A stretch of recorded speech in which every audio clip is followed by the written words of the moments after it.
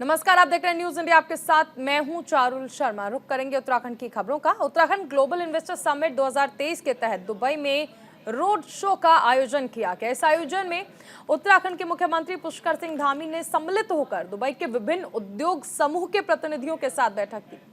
इसमें उद्योग समूह के साथ 5,450 करोड़ रुपए के निवेश के एमओयू साइन किए गए हैं। सीएम धामी ने बैठक में आए सभी उद्योग घरानों को 8 और 9 दिसंबर को देहरादून में आयोजित होने वाली समिट के लिए आमंत्रित किया है। सीधी तस्वीरें अबू धाबी से आपको दिखा रहे हैं।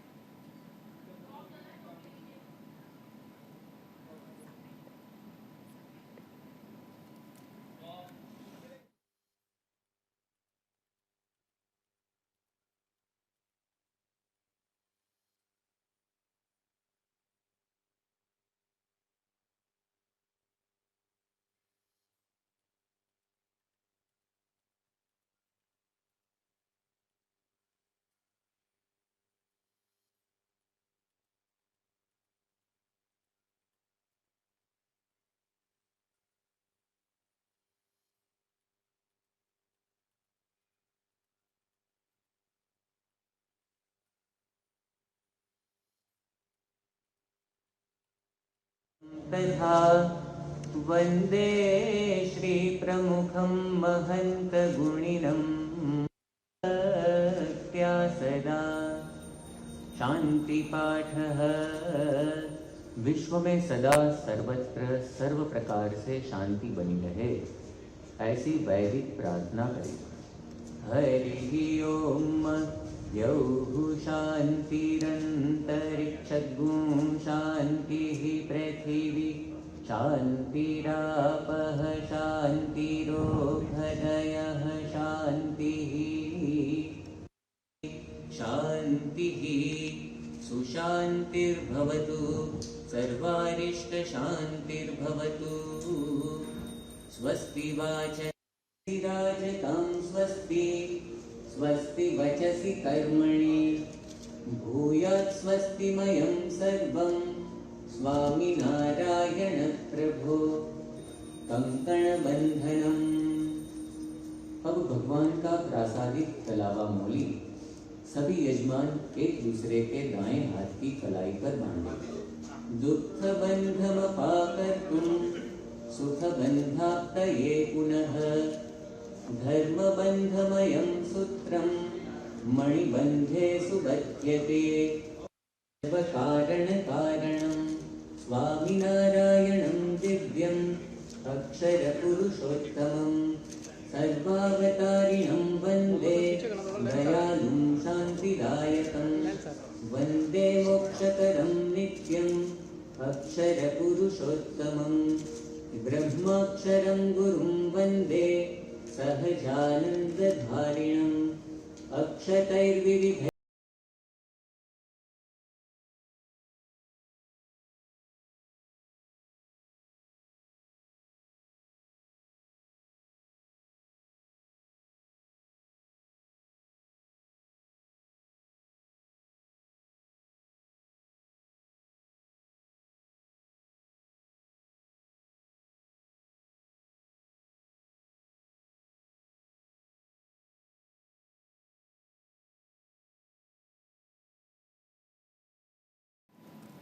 उधर उत्तराखंड ग्लोबल इन्वेस्टर समिट 2023 के तहत दुबई में रोड शो का आयोजन किया गया। इस आयोजन में उत्तराखंड के मुख्यमंत्री पुष्कर सिंह धामी ने सम्मिलित होकर दुबई के विभिन्न उद्योग समूह के प्रतिनिधियों के साथ बैठक की।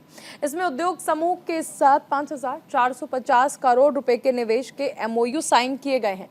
सीएम धामी ने बैठक में आए सभी उद्योग घरानों को 8 और 9 दिसंबर को देहरादून में आयोजित होने वाली समिट में शामिल होने के लिए आमंत्रित किया।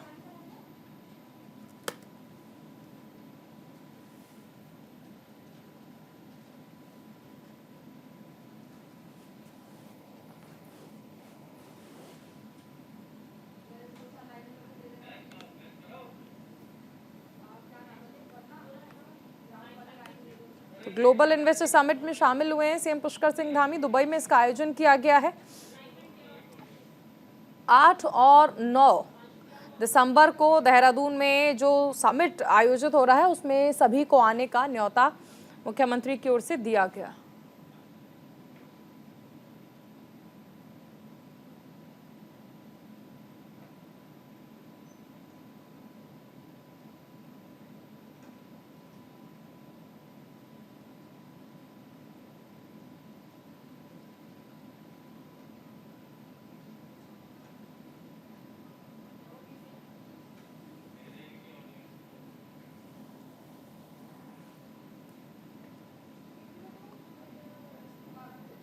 हमारे साथ सहयोगी अनुज अवस्थी जुड़ गए हैं।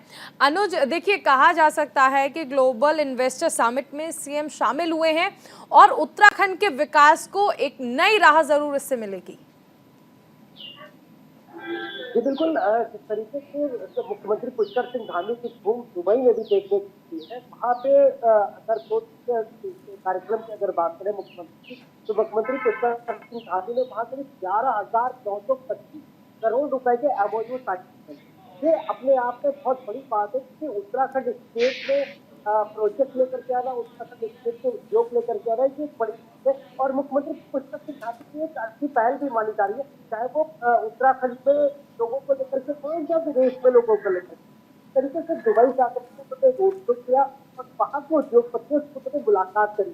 सबसे बड़ी चीज क्या है, उत्तराखंड में किस प्रकार का उद्योग लगाया जा सकता है, चाहे वो हॉर्टिकल्चर की अगर बात करें, हार्डवेयर की अगर चीजों की अगर बात करें, टूरिज्म को लेकर के अगर बात करें, साथ ही साथ अगर बात करें हाईवे प्रोजेक्ट को लेकर के अगर बात करें, तो उत्तराखंड काफी मुफीद होना चाह रहा है। और यहाँ पे सरकार चाहे बिल्कुल आगोल लैंड डिलीवरी सबसे पर्याप्त मात्रा में यहाँ पे मुख्यमंत्री इस बात को भी बोलते हैं कि यहाँ पे लैंड उद्योग यहाँ उत्तराखंड में लगाई और उत्तराखंड में मुफीद करती गई है, चाहे वो पंचायत सेटलमेंट स्कीम को लेकर के हो।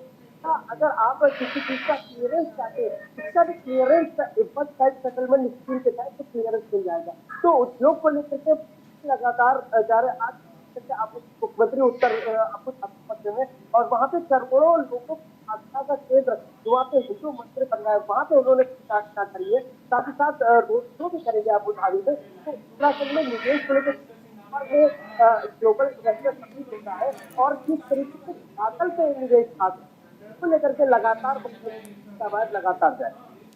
एक चीज और अनुज, उत्तराखंड के मुख्यमंत्री पुष्कर सिंह धामी हमेशा कहते हैं कि उत्तराखंड में न जाने कितनी संभावनाएं हैं, इन्हें बस तराशने की जरूरत है, तलाशने की जरूरत है। क्या इसीलिए ग्लोबल इन्वेस्टर समिट में भाग लेने के लिए वो दुबई गए हैं, एमओयू साइन हुए हैं और यहाँ तक कि 8 और 9 दिसंबर को जो समिट आयोजित होगा उसके लिए भी निमंत्रित किया है सभी को? जी बिल्कुल। जब अभी मुख्यमंत्री पुष्कर सिंह धामी का लंदन दौरा था और वहां से जब वापसी आए थे, तो यहाँ पे से मुखातिब हुए थे, तो उनका साफ तौर पर कहना था कि पिछली बार जिस तरीके से मुख्यमंत्री पहले के मुख्यमंत्री थे उन्होंने सबमिट कराया, इस तरीके से उत्तराखंड में आना था वो निवेश नहीं आ पाया। अब की बार जब हम ग्लोबल इन्वेस्टर समिट करा रहे हैं, समिट कराने से पहले ही यहाँ पर निवेश आ चुका होगा और आपको वो चीज मराठी से देखने को मिलेगी, क्योंकि कई ऐसे करार हो चुके हैं, चाहे वो टाटा को लेकर के हो या हॉर्टिकल्चर को लेकर के हो। सबसे बड़ी चीज क्या है कि उत्तराखंड में किसी से रोडे नहीं है। हाईवे के जो प्रोजेक्ट है, जो मैं कहता हूँ दुबई की जो रोड है, मुख्यमंत्री पुष्कर सिंह धामी उन रोडों को उत्तराखंड में तरीके से केदारनाथ और चारधाम यात्रा जो है वो उत्तराखंड है। अभी प्रधानमंत्री नरेंद्र मोदी आज कैलाश होकर के जाते, तो उत्तराखंड की संभावनाएं भी बिल्कुल, संभावनाएं बहुत हैं उत्तराखंड में और इसका जिक्र लगातार प्रधानमंत्री की ओर से भी किया जाता है, मुख्यमंत्री की ओर से भी किया जाता है। चलिए आगे बढ़ते हैं। खाद्य मंत्री रेखा आर्या ने हरिद्वार स्थित रावली महदूद में आज फूड ग्रेन एटीएम का उद्घाटन किया। उन्होंने एटीएम मशीन का निरीक्षण भी किया और इसके साथ ही उन्होंने राशन डीलर्स के साथ बातचीत की और उनसे तकनीकी दिक्कतों के बारे में जानकारी ली। खाद्य मंत्री आर्या ने कहा कि खुशी की बात है कि इस फूड ग्रेन एटीएम से कई सारी सुविधा राशन डीलर के साथ राशन लेने में आ रहे लोगों को मिलेंगी।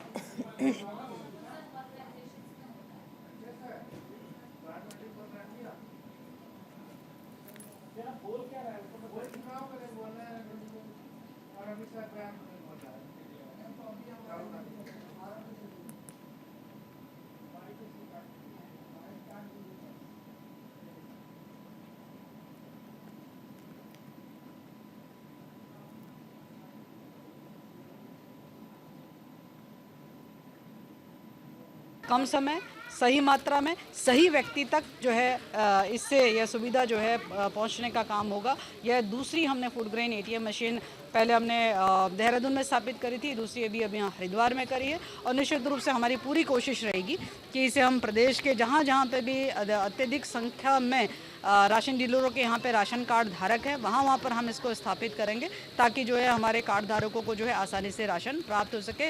एक बात हाँ इसमें और ऐड ऑन करूँगी कि इसमें हमारे जो one nation one ration card वाले जो हमारे लाभार्थी हैं जो किसी अन्य राज्य के हैं वे भी यहाँ पर जो है राशन को आराम से प्राप्त कर सकते हैं। पूरी तरीके से मैं समझती हूँ कि ये टेक्निकली और पारदर्शिता के दृष्टिकोण से बिल्कुल पुख्ता है और सही पात्र व्यक्ति तक राशन पहुँचाना ये फूड ग्रेन एटीएम मशीन के द्वारा संभव हो पाएगा। कम समय। बेमौसम बारिश ने एक बार फिर से किसानों की मुसीबतें बढ़ा दी हैं। मूसलाधार बारिश ने किसानों की धान की फसल को चौपट कर दिया। पहले से ही भीषण बाढ़ की मार झेल रहे किसान सरकार से मुआवजे की मांग कर रहे हैं।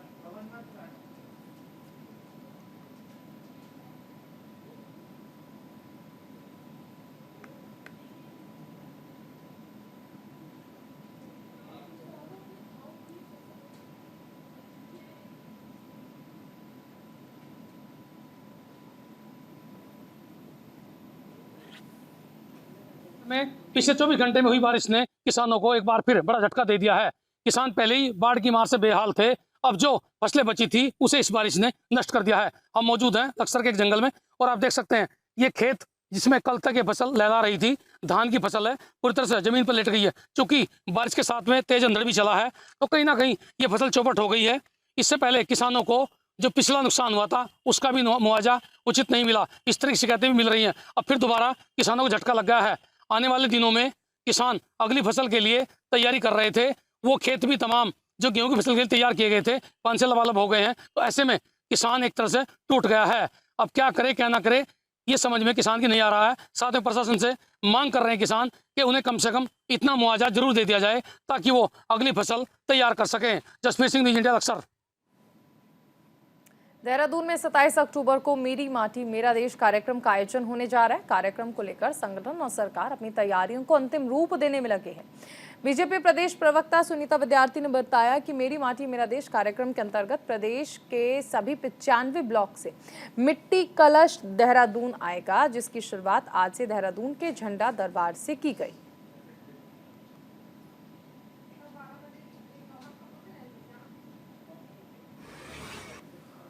हमारा मेरी माटी मेरा देश अभियान है, उसके तहत हम लोग जो हैं पूरे जनपद में मिट्टी का संग्रहण करेंगे। जहां हमारे फौजी भाइयों ने अपना सर्वोच्च बलिदान दिया, इस मिट्टी के लिए अपने त्याग किए, बलिदान दिया, उनके लिए समर्पित है। और जो मिट्टी का संग्रहण हम करके जा रहे हैं वो हमारे प्रत्येक उस परिवार के लिए है, प्रत्येक फौजी भाई के परिवार और उनके लिए समर्पित है जिन्होंने इस रामकृष्णा की भूमि को अक्षुण्ण रखने के लिए अपना सर्वोच्च न्यौछावर किया। अनुज हमारे साथ बने हुए हैं। अनुज, मेरी माटी मेरा देश कार्यक्रम का आयोजन किया गया है। जी बिल्कुल, देश का आयोजन किया गया है और शुरुआत उत्तराखंड से, उत्तराखंड जाने का जो है और सैनिक माहौल ने क्षेत्र किया है, चाहे वो कुमाऊं रेजिमेंट की अगर बात करें या करवाल रेजिमेंट की अगर बात करें, सबसे ज्यादा सैनिक माहौल क्षेत्र उत्तराखंड माना जाता है। और यहाँ के हर एक शहीद के घर से वो लेकर के राजधानी देहरादून में भव्य कार्यक्रम किया गया है। बीजेपी के द्वारा मेरी पार्टी का कार्यक्रम को एक हैशटैग किया गया, चाहे उससे गवर्नमेंट के अधिकारी हो या किसी के कार्यकर्ता हो, वो लगातार इस कार्यक्रम को आगे से आगे बढ़कर के हिस्सा ले रहे हैं इस कार्यक्रम में। साथ ही साथ अगर बात करें तो सैनिक आज क्षेत्र है, चाहे वो लीडर जितने भी लोग शहीद हुए उस साथी को, चाहे वो राजधानी देहरादून की अगर बात करें, पौड़ी की अगर बात करें या कुमाऊं रेजिमेंट की अगर बात करें, तो जितने भी हुए हैं उनके घर से वो थे और राजधानी देहरादून में कार्यक्रम कर रहा था। और उसके बाद 28 तारीख को नई दिल्ली में कार्यक्रम है जहाँ पर प्रधानमंत्री नरेंद्र मोदी इस कार्यक्रम में शामिल हुए। कहा जा सकता है इसकी शुरुआत तो राजधानी देहरादून से हुई है और लगातार कार्यकर्ता है तो इसकी शुरुआत लगातार। चलिए अनुज, आप बनी रहिए, आगे आपसे जानकारी लेंगे। लक्सर में ट्यूशन पढ़कर घर लौट रहे छात्र पर अज्ञात लड़कों ने घेर लिया और सभी ने मिलकर उसकी पिटाई कर दी। छात्र पर लात, घूंसे, बेल्ट से जमकर पिटाई हुई, जिससे पीड़ित छात्र की हालत गंभीर है। शोर शराबा होने पर कुछ लोग मौके पर पहुंचे, जिन्हें देखकर आरोपी से जान से मारने की धमकी देते हुए मौके से फरार हो गए। मामले में आरोपियों के खिलाफ मुकदमा दर्ज कर लिया गया है और मामले की जांच शुरू कर दी है।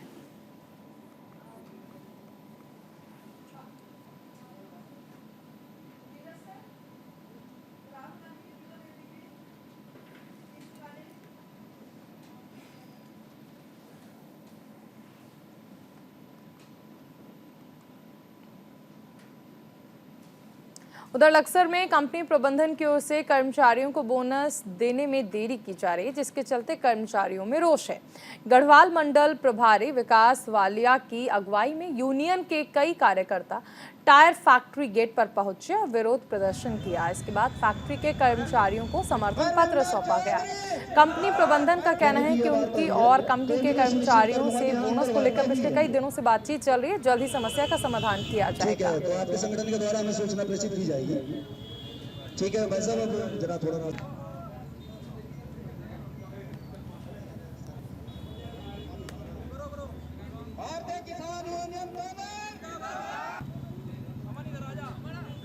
मांग तो ये भाई ने बताई दी, ज्यादा जानकारी नहीं है कि हम साथ हम तन मन धन से निकला रहा।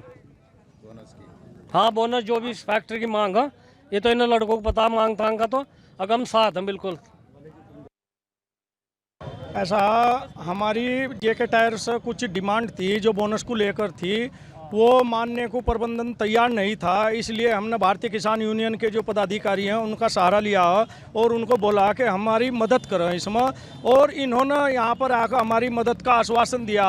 हम इनका बहुत बहुत धन्यवाद करते हैं भारतीय किसान यूनियन तोमर का। मैं दिल की गहराइयों से धन्यवाद। और जो हमारी मांगे हैं मुख्यतः अभी 20% बोनस की है, जो हम लेकर रहेंगे, चाहे लड़ाई आर पार की लड़नी पड़ जाए, क्योंकि 15 साल हो चुके हैं। इन्होंने प्लांट को घाटे में बता करके इस प्लांट को इस तरीके से यहाँ के वर्कर का शोषण कर रखा है, जो कि हम बर्दाश्त नहीं करेंगे।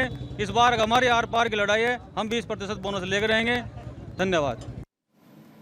उधर देहरादून में महिला सशक्तिकरण और बाल विकास विभाग में 167 सुपरवाइजर का चयन पूरा हो गया। इनमें 150 आंगनबाड़ी वर्कर और 17 मिनी आंगनबाड़ी वर्कर्स का चयन हुआ। इन सभी को मुख्यमंत्री पुष्कर सिंह धामी सीएम आवास पर 22 अक्टूबर को आयोजित कार्यक्रम में नियुक्ति पत्र प्रदान करेंगे। विभागीय मंत्री रेखा आर्या ने बताया कि पहली बार ऑनलाइन माध्यम से सुपरवाइजर पद के लिए आवेदन लिए गए थे। इसके बाद पूरी पारदर्शिता के साथ चयन पूरा हुआ है।